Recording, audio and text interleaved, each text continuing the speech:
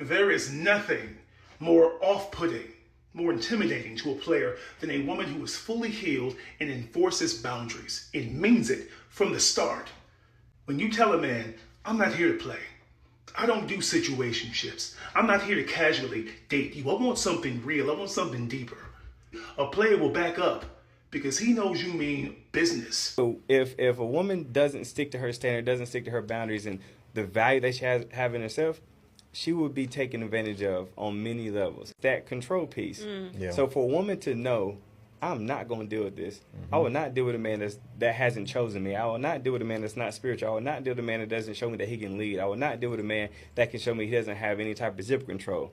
Yeah. Then that's what you have to have. Yep. One thing about my lady now, day 2, she said, Rex, I'm be honest with you, I'm looking for my husband and not a boyfriend. Yes. And not only that, I don't plan to be a girlfriend no longer than 2 years. Okay. My longest relationship is 4 years. The last relationship I got out of was 2 years. I wasn't close to being engaged at all.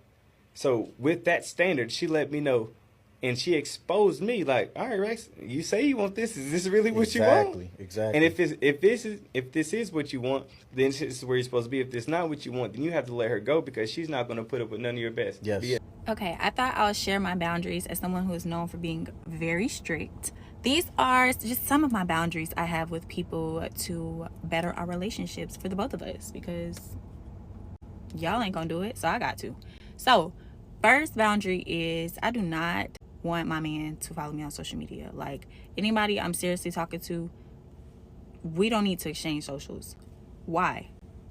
Why do you? And then on top of that, don't follow me on every social media platform. Like, you might have my Instagram, but why do you need my TikTok? You're not my target audience. Why are you here? Number 1. 2, I do not let people borrow money from me. If I care about our relationship, no, you cannot borrow money. If there's a situation that money needs to be exchanged, it's a gift. And if you pay me back, cool. But I've already given it to you with the expectation that I won't receive it back.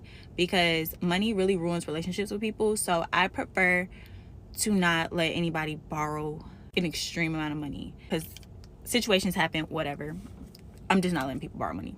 Absolutely not. I make it very clear that your lack of preparation is not my emergency.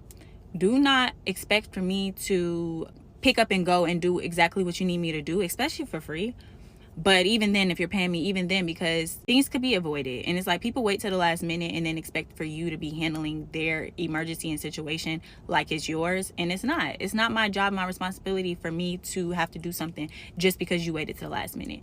And I'll already be procrastinating. Absolutely not. You're not adding to my stress. Okay, this is something that's very subjective, but I do not like for people to randomly call me to sit on the phone and yap. Now, if I'm in a mood to talk, I'm in a mood to talk. But, like, you're not going to call me multiple times a day, especially as, like, a man, like, somebody I'm pursuing, and just be holding me hostage on the phone for 20, 30 minutes multiple times a day when I have stuff to do. I got work to get done. So it's like, unless somehow I'm just chilling that day, do not call me multiple times and expect for me to answer. I'll call you right back and don't. I no longer hold on to friendships because of history. If we're still friends, it's because we have things in common today. Like, just because we were friends in high school, college, whatever, does not mean that I'm going to hold on to that friendship just because of that and allow people to be toxic or allow people to disrespect me and mishandle me because we've known each other for a long time. Absolutely not. I would rather go find new friends with some of the same hobbies that I have today, on the same type of timing I'm on today, and not just because we've known each other since childhood. No. Now, this is one I am actually working on, but it's something that I feel like I've always kind of had the gist of it. But I will not compromise my standards just to understand you better and what you got going on. Like, if I'm dating someone or I'm looking to date someone, if you don't have what I need or you can't provide me with what I need, we can no longer talk. We can be friends. Don't get me wrong. I'm not going to just cut you to the curb. But, like, if you're seriously pursuing me, if you can't provide the dates, provide the communication, if you can't provide the consistency, all the things that I'm looking for, then there's no reason for us to even act like this is going to go anywhere. Like, I'm dating with intention. Like, I'm not compromising just to understand what you got. I used to be so understanding. Oh, okay, I get it. Like, no. I worked to build this. I work to build my people pleasing ways and get rid of those. Absolutely not. Like, this is about me. This is my me era. Sorry. I will not tolerate disrespect just to keep the peace. This is something I've been doing since a child. Like, I don't care if it's going to disrupt the peace and the order and it's going to create chaos. If I feel disrespected, if I feel like I'm not being cared for in the way that I should be, I gotta let you know. I'm not holding my tongue. I'm not biting my tongue. I gotta either let you know or you're gonna get cut off. Either one. But yeah, I'm not into the just being passive thing. I'm confrontational with the intent to clear things up and to provide communication. But if that bothers you and if you feel like I'm just doing too much, cool. But we can't communicate. This isn't gonna work because I'm not sticking around just to make you comfortable because you're afraid to speak up for yourself or you're afraid to communicate what your problem is. So these are just some of my boundaries that I have with people. If y'all want a part 2, let me know. But yeah, it's real strict around here. Like I can get even stricter. These are some of the things I just naturally, but it can get real strict over here. So if y'all want a part 2, let me know in the comments. Let me know if y'all have any of these boundaries or what's y'all boundaries too. Okay, period. Hey, listen, ladies, I'm going to just say this because it needs to be said. Just from seeing this whole Queen and Clarence shit that's going on, listen, from now on, when you step into a new situation, whether you dating, socializing, or in a relationship with a man, set a stone boundary. Set stone certain rules.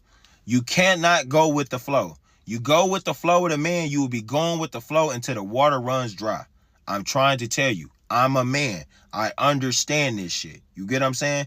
As a man, I would never pay for a cow if I can get a lifetime supply of free milk. Think about that. I'll never pay for the cow if I can get a lifetime supply of free milk. Ladies, you have to set certain shit in stone. You get what I'm saying? The reason why Queen and Clarence is going through why they going through their shit is because Queen didn't set certain boundaries with Clarence. Queen was going through a lot of hurt and a lot of trauma with ending shit with Chris. Chris was repeatedly cheating on her. It was always getting exposed. Some type of blog site was picking it up. Queen, it was no way Queen wasn't seeing this shit. Friends and family calling her, telling her, fans, all types of shit, right? But when she went and dealt with Clarence, she let Clarence get her pregnant within the first year of them dealing with each other. I remember when they was still calling each other friends. They was fucking the whole time. Now, that's their business. They're grown as hell. I don't have no problem with that. They're grown. But as a woman, if you know you have the desire to be married, if you know you have the desire to be a wife, to be a mother, any of those things, you need to start setting certain boundaries and start moving with intentions of getting those things accomplished. Because if you don't, a man will waste your time because you allowing him to waste it. Like, nobody can't come to your house and play with you unless you open the door. You keep opening the door for these men, they're going to keep coming in to play with you. You have to lock the door and stop being a revolving door.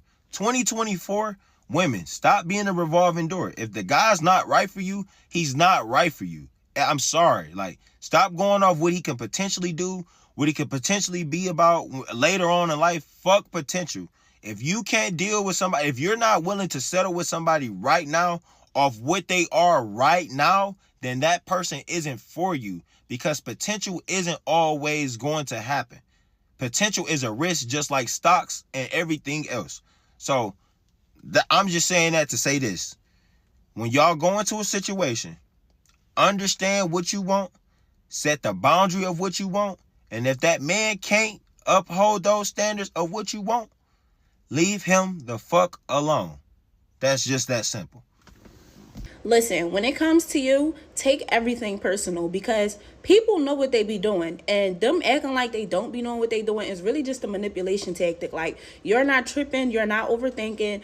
It is exactly what they making it seem like it is. People throw rocks and then they hide their hand or try to backtrack and act like it wasn't like that. Like, no, it was like that. Take it personally. They invite everybody but don't invite you. Take it personally. They go to everybody else's events but don't show up at yours. Take it personally. They only call you when they want something. Take it personally. You're always there for them but they're never there for you. Take it personally. He know that you don't like when he's doing a certain thing, but he keeps doing it. Take it personally. They posting everybody, but they don't post you. Take it personally. Like, within those little things that don't seem like it's that deep, it really do be that deep, because people really be showing you exactly how they feel about you. You know how much a person loves you by how much they consider you. If they don't consider how you would feel within their actions, they don't care about you. Just look at you, for example. Anybody that you love, you don't play about. You're considerate of how they feel. You won't do stuff that you know is going to make them feel some type of way. So when people do certain stuff and then they continuously do it at that, yeah, it's time to move on. Stop being so forgiving, because honestly, we at the age where it's just like, people gotta have some type of accountability anyway. And I'm an overthinker, so I used to be very forgiving. I used to be like, okay, maybe they just didn't know, maybe they really didn't mean it like that.